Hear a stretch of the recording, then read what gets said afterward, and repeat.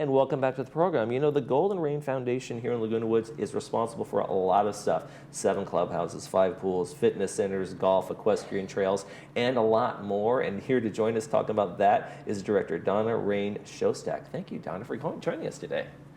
My pleasure. So tell us about your background. Why did you get into all this work? Why are you just here enjoying your retirement? I think I've always worked with communities and with service.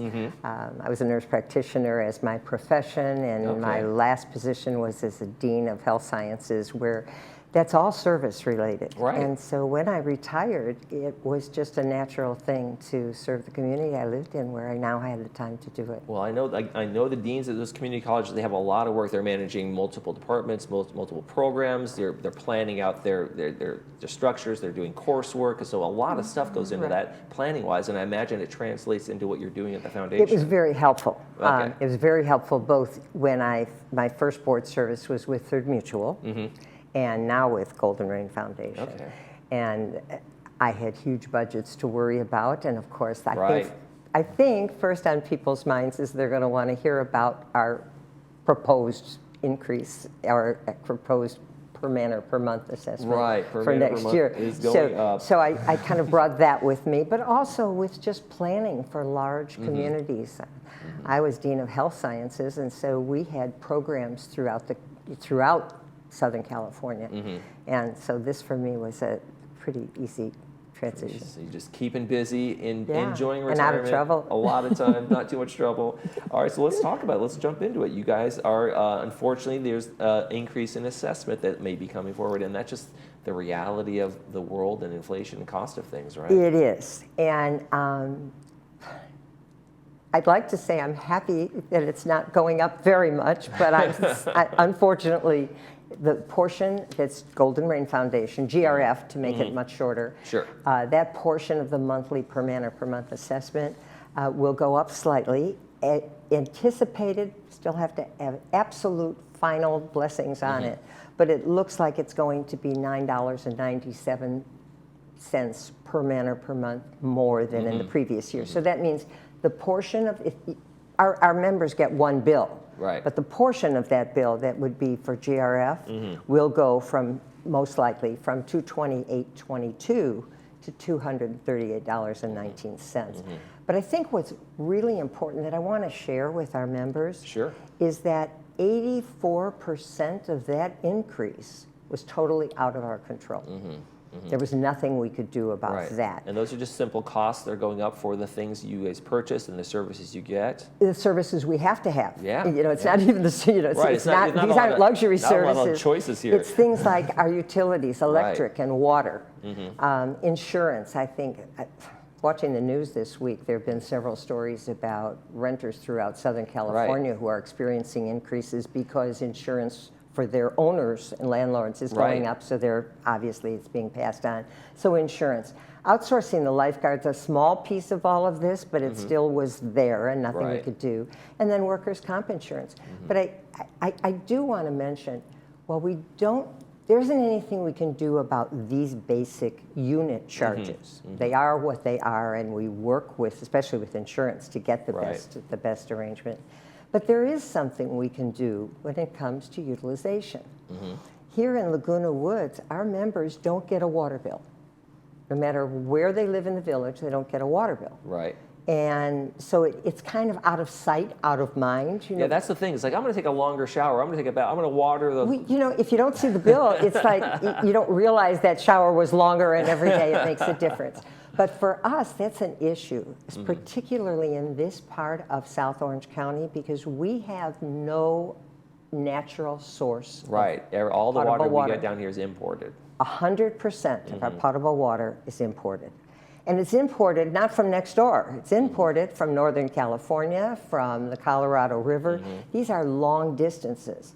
And so we know that our water charges are not only going up this year, but they're going to keep going. They're not going to go down. Right. So the question is there anything we can do? And so we kind of have to move that unconscious thing about water kind of to the forefront.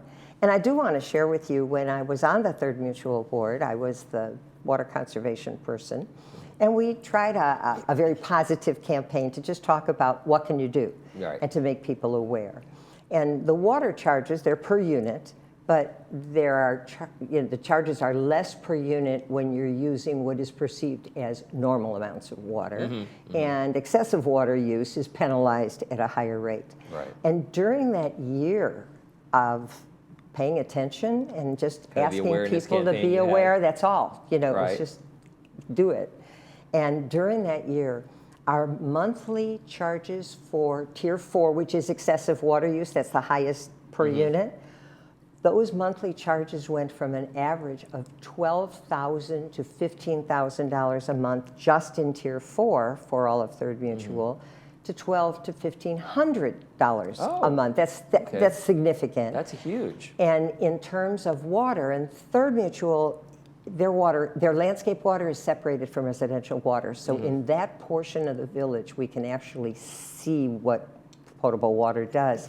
And we actually discovered that in looking at the meters and the rating that we got from the water district, that residents, through cutting down water, saved 150 million gallons of potable water that year. That does translate. So yeah, we can't do anything about the basic charges, but we all can play a role in keeping those costs down. And I know landscaping also takes a big gulp in terms of water use, and I know there's been a lot of the associations, homeowners that have those committees on how we're going to kind of like, we love our green grass, we love our trees, we love our plants, but turning some like areas that aren't used are just kind of like beauty spots into more succulents or just or we've been doing artificial turf. We've already been doing a lot of that throughout the village. And one of the things that GRF, Golden Rain Foundation, was able to do, because we're responsible for anything that is kind of covering the whole village, was just putting in, and we didn't install it ourselves, but providing the opportunity to install a new irrigation system. And that is going to make a huge difference. The folks who control our watering cycles can actually turn those sections on from their phone. Oh, wow. So they could be somewhere and they can get a phone call that it's raining over here, and by gate 1 there's a sudden cloudburst, and they can turn those sprinklers off if they were on. And if for some reason we needed more, they can also put it on. So that, we think, is going to make a huge difference. And this is the first year. It's just barely completed this year. Oh, wow. And so we expect to see a very big difference. Part of the village has recycled water, and that would be parts of Third Mutual and parts of the golf course, et cetera, in GRF. So that's very helpful too. But when we're using potable water for everything else, we all have to. Yeah, I remember like when you see like it's been raining all week, and then you see sprinklers go on. You're like, why don't we have smart sprinklers? Why don't we have those things? So it's great to see that those so we have innovations smart have come. sprinklers, and we have smartphones and people using them who can turn them on and off. So that's very exciting, and we're really pleased. So again, just to let people know, we're doing everything we can. Right. And being aware of those things. And the reality of the insurance and those kind of things are just the realities. I know that everybody does their best, homeowner associations, and you guys do the shop around, find the best rates, but they're just going up across the board. So that's one of those things. There's just so little that we can do. And of course, just maintenance. We have to maintain the community. Absolutely. We certainly not only want to, we want to have the appearance excellent. But if anybody's been watching the news out of Florida, the condominium association members are getting hit with huge personal assessments because of what happened when that building collapsed and the need. So here we try very hard, and VMS works very hard not to have any deferred maintenance for major projects. And they're paying the price for those things in Florida these days. Yes, they are. For sure. There's some changes to the fees for traffic violations and public safety. Yes. Let's get those parts out of the way. but traffic safety violations, any violations related to traffic, we wouldn't have to have if we kept to the speed limit and stopped at stop signs. And unfortunately, for some reason, I think people, when they enter a private community, even if we live here, it's all rules there's are that off. thought, yeah, it's like, no, I only have to worry about that when I'm out on the street. And it's really important because our streets should be safe for everybody. It should be safe for our members, our residents, their guests, etc. And I think people get really comfortable in their own neighborhood. Oh, nothing, there's hardly any traffic here. There's nothing, I don't need to stop all the way at these stop signs. Because Not even all the way, not the California stop, but sometimes no stop at all. Well, you know, it's funny. I did one of my first things I did out in the field when I first started working here was a ride along with one of our security officers. Saying we parked at one of the stop signs and he just watched people roll through and he pulled people over for warnings, that kind of thing. But you're not kidding. I mean, sometimes people just kind of like, oh, it's fine. I can just go right through here. And the number of violations, and you know, the number of violations we are aware of, because we don't have security people everywhere. Right. We can't afford to have folks stationed every corner, you know, or even close to it. So the number of violations we're aware of, the biggest problems tend to be speeding and running stop signs. And there are not only many of those, but unfortunately, we've kept the fines low because you don't want to penalize people too much. But if you don't penalize people too much, then it's not a big deal. Right. Oh, who cares? A little $10 ticket. And it wasn't 10, but it was 25. You know, and $25. Whatever it might be. People would wind up, the vast majority of individuals, and that includes service people, et cetera, you know, who get a ticket, tend to send in the money. They don't bother coming to the hearing. They don't do anything, and unfortunately, probably don't change their driving habits either. So what we will be doing, it hasn't been finalized yet, but it is proposed that what we'll be doing is raising those fees for traffic violations, particularly speeding and stop signs. Not to give us a source of income. We don't want that income. That's the last thing you want. It's a deterrent kind of factor there, right? But to hopefully, if the fee is a little bit higher, to make it just a little more painful and have people be more conscious of the need to do it. And one of the things that I think most of our residents might not be aware of is that this is a private community, that they're aware of. Sure. But when we call someone in at the gate, whether it's a guest or a service person, if that individual speeds or doesn't stop at a stop sign when they're driving, the notice is sent to, if they're caught, the notice is sent both to the violator and to the resident who called them in. Okay. And if the violator chooses to ignore it, it is the resident's responsibility because they said they're the ones who vouched for them. Yep. So it's and I think we need to be aware of that. Sure. And we need to let our guests know. You know, if we're driving with them and they're driving and going a little faster or not quite stopping at that stop sign, doing that California rolling stop, you need to remind them. And so a little more of a little pain point in those fees might help out just a little bit. So again, just the most important point is it's not going to be intended as a revenue source. It's intended for public safety. Disaster preparedness, we should always be prepared, especially earthquakes and fires around here, and you guys have something coming up for that? We do. Not only do we have something coming up, actually, this is very exciting. We have several things coming up. Okay. And Disaster Preparedness Task Force is a function of Golden Ring Foundation along with our security folks. And right now, there are several things in progress. The first is a gap analysis, looking for the gaps in our plans for should a disaster occur.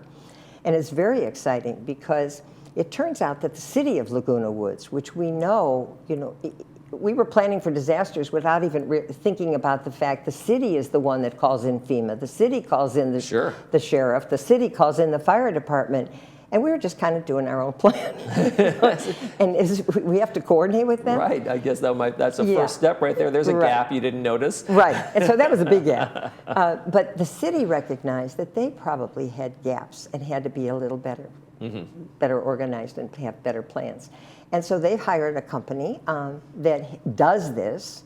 And as the company is working on that, and we discovered that, we were able to join into that at a very small fee. It's a fee, but significantly lower because they're already doing it, and because whatever we do, we're the bulk of the city of Laguna Woods. Yeah, I mean, you guys are the residents, really. So it's very exciting that they're, so this gap analysis is in progress. We will find out where the gaps are, and hopefully we won't ever have a problem, but if we do, everybody will know what to be doing. The gaps are going to be filled. Yeah, so that's the first part. The second exciting thing, as part of disaster preparedness, is there's a big event coming up for the community. And that is tentatively scheduled for October 8th at Clubhouse 5. And they will be hearing more about it. This is just preliminary heads up, is that there will be speakers talk about how to prepare for a disaster, what to do during one, and an opportunity to experience an earthquake in a special trailer that they will be bringing. I've been in one of those at the Cube, Discovery Cube, up in where's Santa Ana, where it is, and that rolls you around. You do not want to go to the high one. No, the 7-point whatever one. No, we don't want that. But it'll really be important and kind of help give us not only better understanding, but there'll be vendors there who will have things we might be able to need. We're revitalizing the block captain program so that we'll be able to do that. So lots of exciting things happening. And I'll tell you, when you're in with those, it also makes you think, my gosh, if my house shook like this just shook, you can look around your house and think, what would have fallen? What would have crashed the thing? I do need to secure my television. I need to make sure these things. So I think anything that could tip over has to be anchored to the wall. And it's a real kind of a wake-up call for, like, my house is not as secure as I think it is. Yeah, and so and it's important that the event that's planned for here is really being planned very close to California's Great Shakeout that they always have every October. Right. So we're hoping October will be Heightened Awareness Month for disasters. And people need to make sure they have supplies at their house too, and a go bag and things like that, like water in case, because sometimes pipes break during earthquakes, and gas lines and those kinds of things. And current supplies, water in plastic bottles can, sitting long enough, can have problems. So all of those things, and there's actually a new change. It was always, you should go to a central place, of safety, and now it's shelter in place. So again, we urge people when they hear about this and we get all the details out to attend that as well as be aware. So that's exciting. Those basic reminders. You have some board meetings that are coming up? Just the last thing I want to make sure that we did. I always like people, and we always want people to be aware. And that first meeting in September, there are two very important meetings. The first Tuesday of every month is always the GRF board meeting. Always starts at 9:30 in the morning over in the boardroom. And that would be September the 3rd. On the 5th of September, which is Thursday, there's going to be a special open corporate members meeting. And people say, who are the corporate members? The corporate members are the board members of the mutuals who represent those folks in the mutuals. But this meeting is an open meeting. It's open to everybody. And I just wanted to, from the agenda that will be posted fairly soon, the purpose of this corporate members meeting and vote, and there will be a vote taken that day, is to act on Third Mutual's request for removal of GRF directors James Hopkins and Yvonne Horton without cause and pursuant to the bylaws. Everybody's welcome to either of these meetings. That second meeting, the vote will be taken that day, and these meetings will be not only open to people in person, but will be on Zoom as well. And real quick question. What is it like for you to serve? What do you feel like you get out of this whole experience? It's just, sometimes it's frustrating, of course. It was frustrating when we don't want to raise the fees and know that will happen. So that can be frustrating. It's frustrating when we think we're doing a good job and there are folks who say, no, certain things aren't being done. But I think in the end, it's very rewarding. As I said in the beginning, my whole career and my whole life has been doing service things, so I just feel like I'm continuing it. And you do the best you can. I'm sure sometimes each of us will make mistakes, sure, as we always do, but in the end, serving the community is what keeps this community strong. And we love and I do have to say it's very important for all of our members to know that we love the fact that many of them come to a meeting. We encourage them to be there because we can't be everywhere all the time. And that input from the community is so important. We need to hear input. And the strokes and pokes both. There you go. Well, Director Donna Rain Shostak from GRF, thank you very much for joining us today. It's Lots been of my great pleasure. information. Thank you. You're watching This Day. We're going to be right back.